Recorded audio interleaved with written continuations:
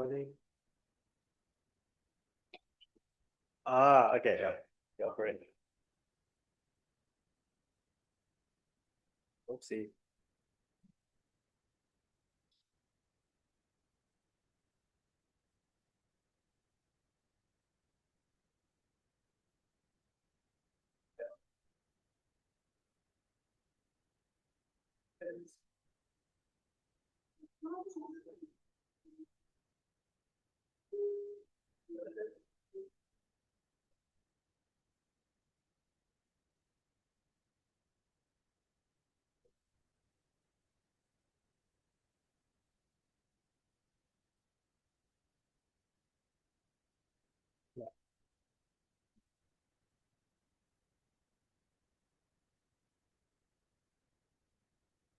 All right. Thank you. All right. It's working okay. Yeah. All right. Thanks, Daniel. And thanks, John, for the good songs. So this morning I was gonna talk to you about Gideon. All right. So I told Mark in the corridor that we're talking about Gideon and said it's going to be a good sermon. I like his confidence. Sometimes you don't need to say anything, you just let the characters carry your sermon. So before we begin, I I couldn't resist, right? So this is a picture of my last trip to Kiruna, and it's quite faint, but this was this was just at the back of the hotel. And if you look closely, you can see the sun, and that's as high as the sun got. All right, so this is a peak sun, 1.5 hours of daylight, and that's it. In the Arctic Circle. It's a beautiful place, and whenever you go to such places, you always marvel at God's creation, right? It's an amazing thing. All right, so beautiful. So when we talk about um, okay, when we talk about Gideon, before we get into the story, I don't know how many of us here have read the book of Judges, so I'm just going to give you guys a quick overview of the book. And I want to bring us all back to a time of violence, anarchy, confusion, when the world seems to be going crazy, kind of like the world today, right? And that was the time of Judges. And it describes a decay in a society uh, who have forgotten God and who have lost their way. And there's a cycle of apostasy, punishment, repentance, and then deliverance. According to the Babylonian record, the Talmud, this book was written by Samuel. All right, and he also actually interestingly wrote First and Second Samuel, and also Ruth. Apparently, Ruth was written by Samuel as well. And nobody knows when it's written because it's a real quite long time ago, between 1045 to 1000 BC. And it is the time of after the conquest of the Promised Land and before the time of kings. And it runs for about 400 years. Okay, it's 400 years is quite a long time. Why is this thing not working?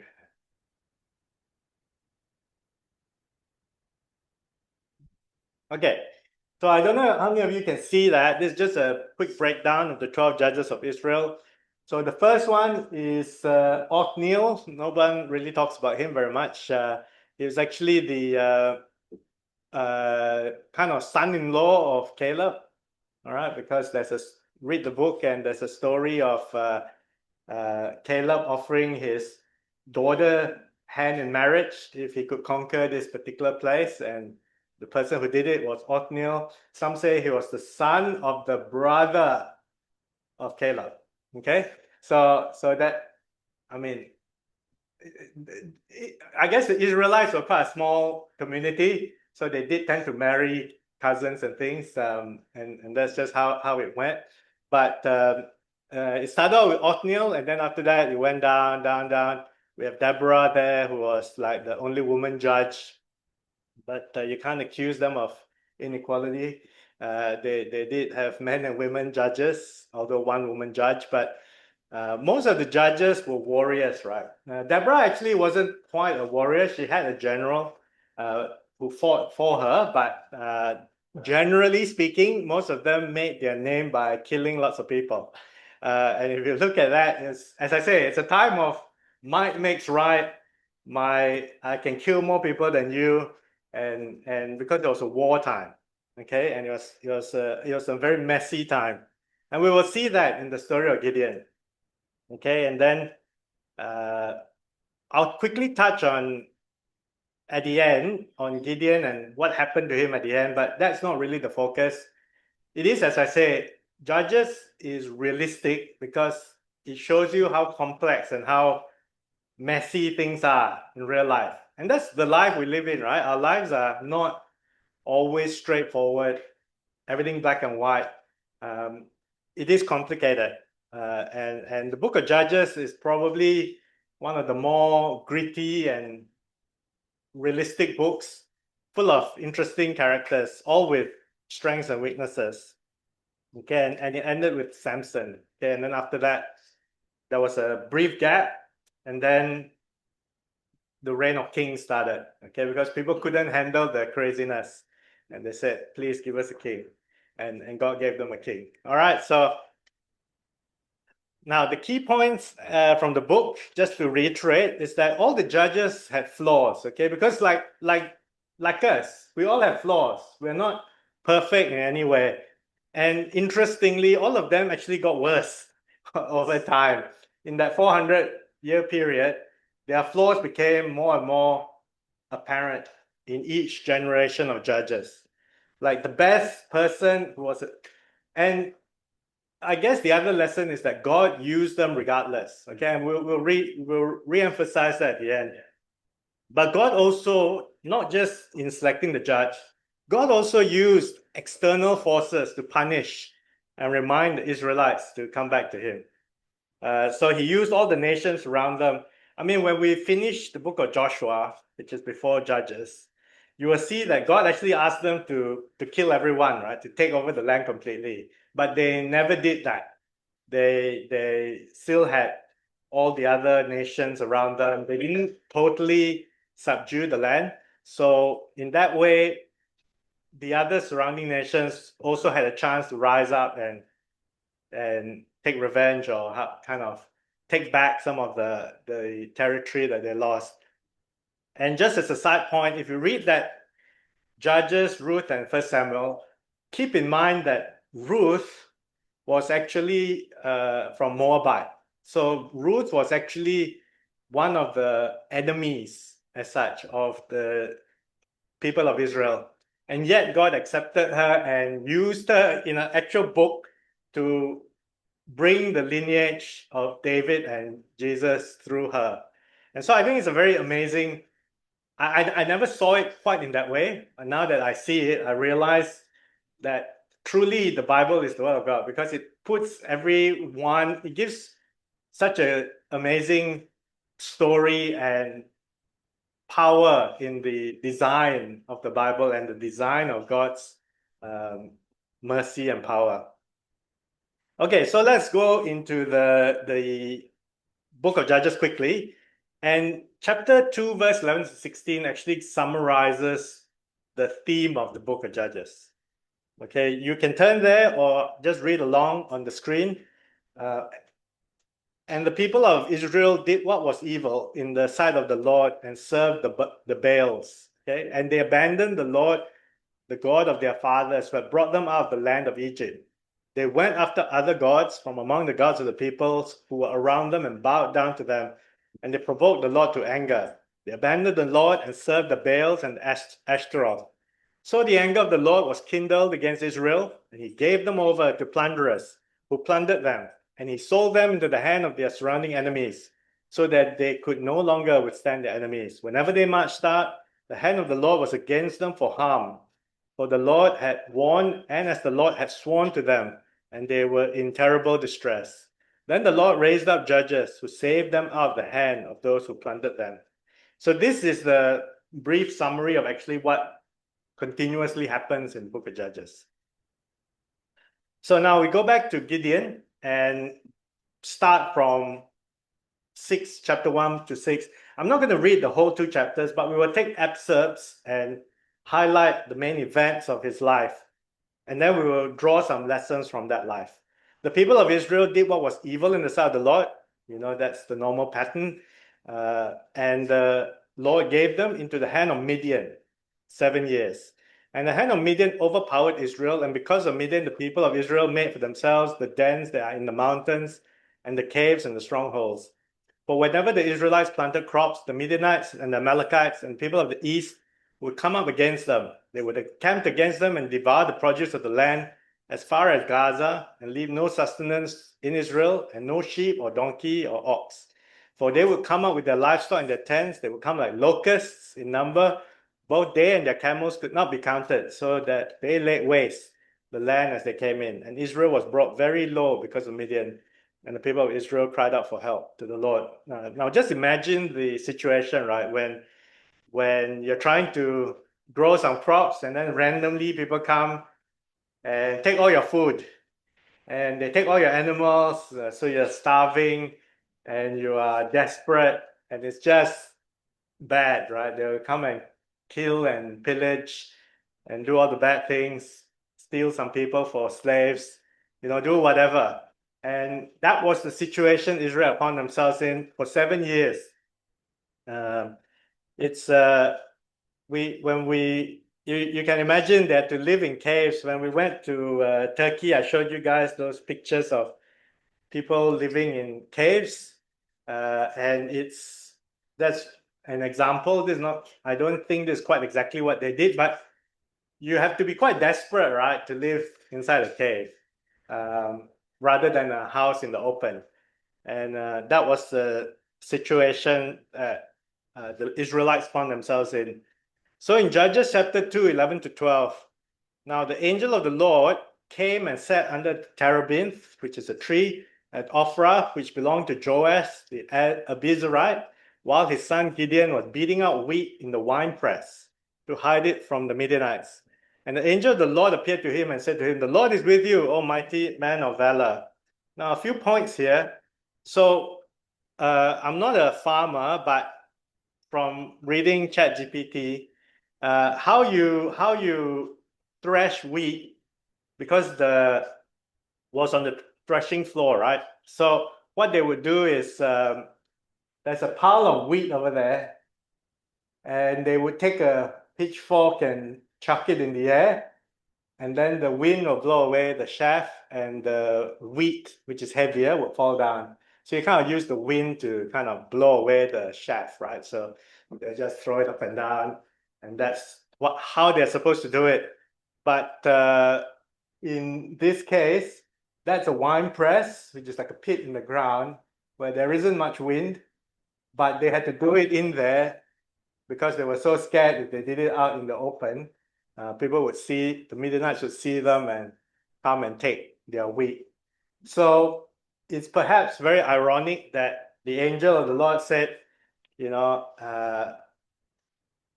Lord is with you, O mighty man of valor, when someone's hiding in a little pit in the ground, trying to not be seen. Okay, there is a sense of irony that this was the greeting to Gideon. And so Gideon had full of complaints, right? So if you actually read the chapter, which I won't do, he said he was complaining to the angel and said, "Times are bad. We're having it rough. Why doesn't God help us to get out of this situation?" Okay, and then the Lord turned to him and said, "You go in this might of yours and save Israel from the hand of Midian," because Gideon was saying, "Why don't you save us?" And the angel said, "Why don't you save the whole nation?" And so he said to the Lord, said back to the angel, "Please, Lord, how can I save Israel? Behold, my clan is the weakest in Manasseh, and I'm the least in my father's house." So the first response is, "No way can I do this." Okay, and that's a common response. That's normal, right? Like if you are hiding in the ground, in a pit in the ground, and someone says, "You go and save everyone," your first response is, "That's impossible. That's crazy. How can I do that?" Now, everyone, that's normal. Everyone has weaknesses, and you can imagine what he's thinking because he was under pressure to survive, right? Not to lead. And Gideon was doing what he had to survive.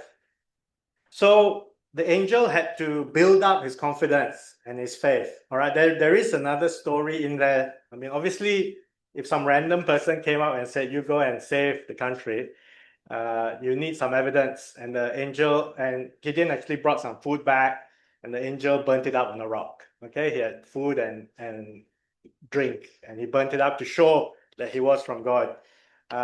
So his first test was to tear down the altar of Baal and to cut down the Asherah, which is like a pole to, it's kind of like the god of fertility in those days. It's like an idol. And he was supposed to tear down the altar and chop down the pole and use the stones from the altar to make an altar to God. And they were supposed to sacrifice a bull to God. So Gideon, I guess, he's kind of semi-convinced.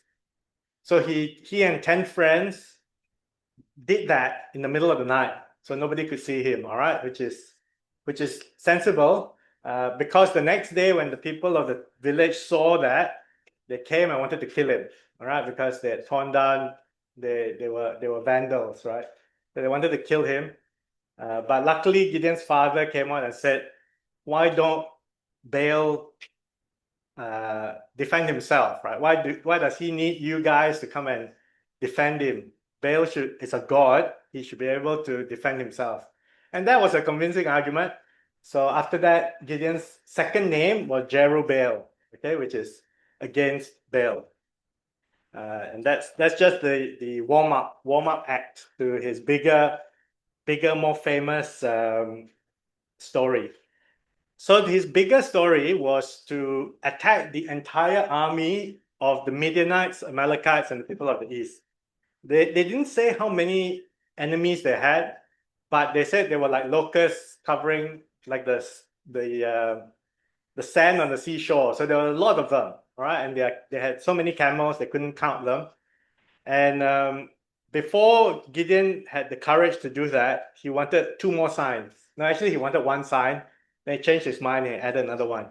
The story of the fleece on the ground. Okay. Firstly, he wanted the fleece to be wet and the ground to be dry. Then he wanted the fleece to be dry and the ground to be wet. And God humored him and did all that. And it reminds us of our own lives, right? Do we ever test God in that way? And I hope if all of you are Christians, you have seen God's faithfulness, right? Like all of us will have stories of how God has allowed circumstance or has blessed us in some way. So hopefully we have all already seen our own dew on the fleece or on the ground, right? Regarding that. So anyway, God did that.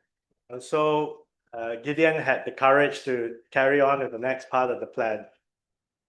So this is the original 300, right? Where there's this famous story of the 300 Spartans versus the Persian army. But Gideon's 300 is probably more meaningful to us. Judges 7, 2 and 3. So the Lord said to Gideon, "The people with you are too many for me to give the Midianites into their hand, lest Israel boast over me, saying, my own hand has saved me. Now therefore proclaim in the ears of the people, saying, whoever is fearful and trembling, let him return home and hurry away from Mount Gilead." So 22,000 of the people returned and 10,000 remained. So he had 32,000 soldiers from the tribes of Israel. And the Lord said to Gideon, "The people are still too many. Take them down to the water and I will test them for you there." And he goes on. And he wanted to see how the people were going to drink from the river. And the number of people, of those who lapped, putting their hands to their mouth, was 300. And all the rest knelt down to drink the water. So it's between kneeling down and putting your head in the water versus scooping it up with your hand. I am actually shocked that only 300 people did that. Like everybody else just dunks their head in the water. What's this? Like 9,700 of them did that. I mean, maybe that's a tradition in those days, but me, I would have done that. But anyway, that's just me.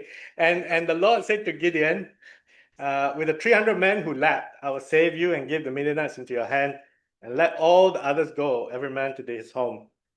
So God had a plan in that He wanted to just use 300 to destroy, 50, 60, 70,000 people. And it's actually an amazing idea if you think about that. So in 720 22, Gideon had this plan. Everybody had a pot, everybody had a torch, and then he said, "Surround them. When I give you the signal, you're gonna break the jar. Hold up your torch, blow your trumpet, and cry out a sword for the Lord and for Gideon." So every man stood in his place around the camp, and all the army ran, and they cried out and fled. When they blew the 300 trumpets, the Lord said, every man saw against his comrade, against all the army, and the army fled as far as Beersheba towards Zerah, as far as the border of Abel Meholah by Tabbath. So to understand how this happened, you have to know that the Amalekites, Midianites, and people of the east were three different people. And they were camped together in a valley, so there were mountains all around. So those people were not like a cohesive one group. So when there's chaos in the middle of the night, when you just woke up and you see everyone running around crazily, you can't tell, like, you're not wearing any uniforms. You don't know who's your teammate or who's an attacking enemy, right? So you're just crazily going to defend yourself and start fighting with each other. And so just from the chaos, they were defeated. And that is God's power. Actually, sorry, I forgot to mention, Gideon tested God one more time after the fleece and the dew. He went down to spy on the camp, and God provided one person who said in a dream that they saw a wheel of was it barley or something, or wheat rolling into the camp and destroying the camp. Okay, so and he mentioned Gideon by name. So in that way, Gideon had great confidence that this was truly God's plan. So that was the story and the great victory, and then they were defeated. Okay, so Gideon had won a great victory. Now, I won't go into the rest, because in chapter 8, it gets dark in the sense that Gideon's not that good a guy, in the sense that he was quite vengeful. Some people didn't want to feed him, and he came back and beat them up with thorns. And another group didn't want to help him, and he tore down their tower and killed everyone. And then finally, he also built an idol out of the gold earrings in chapter 8. And he had 70 sons. And then the next chapter, one of the sons killed all the other 68 brothers, one survived. And it's just bad, right? But that's the nature of real life. People are just messy. But the main lesson we can learn from this story is that, God still calls us in spite of our weaknesses and our sin. And every Bible character has those weaknesses and deficiencies, because the Bible is true, right? Because it writes about real people. None of them are, apart from Jesus, none of them are perfect. And we can draw great encouragement, because just like Peter and Paul, who felt uncertainty and fear and doubt and had failings, we too can do the same. We feel the same, and yet God will always prove his faithfulness and always will reward us. And we can trust that victory in the end always belongs to God. Okay, that is the gist of the entire Bible. Okay, that's basically a summary in the theme of the Bible, that victory belongs to God. If you look at Deuteronomy chapter 7, 7 to 9, why did God choose Israel? And why does God choose us? It is not because you were more in number than any other people that the Lord set his love on you and chose you, for you were the fewest of all peoples. But it's because the Lord loves you and is keeping the oath that he swore to your fathers, that the Lord has brought you with a mighty hand and redeemed you with the house of slavery, from the hand of Pharaoh, king of Egypt. Know therefore that the Lord your God is God, the faithful God who keeps covenant and steadfast love with those who love him and keep his commandments to 1,000 generations. So we can always be confident that God has already promised. Even Jesus, Jesus promised, right? Where I go to prepare a place for you, my Father's house have many mansions. Those are God's promises. And just as God promised the children of Israel, even though he wanted to destroy them many times, and he kind of took them in and out of suffering, he still kept his promise to preserve them so that people could see that he is God. And we go back to the scripture reading this morning. It is Paul's reiteration of this message. There's a reason why we all love underdogs, right? We all love to see weakness triumphing in the end, because that is God's power in each and every one of us. As Paul said, he said to me, my grace is sufficient for you, for my power is made perfect in weakness. Therefore, I will boast all the more gladly for my weaknesses, so that the power of Christ may rest upon me. For the sake of Christ, then, I am content with weaknesses, insults, hardships, persecutions, and calamities. For when I am weak, then I am strong. And that truly is how we all can live our lives, because we will obtain victory through the power of God. We will all face failure, challenges, and trials. Gideon, from hiding in that wine press in a pit, to a leader and a judge of the nation. He was a judge for 40 years, I believe, and they had peace for that 40 years. He was built up into a leader through God's power. And by the same token, we too today, no matter our failings or weaknesses, if we have trust and faith in God, we can accomplish great things. I hope the lessons were encouraging. Thank you for your attention. Oops, pressed the wrong button.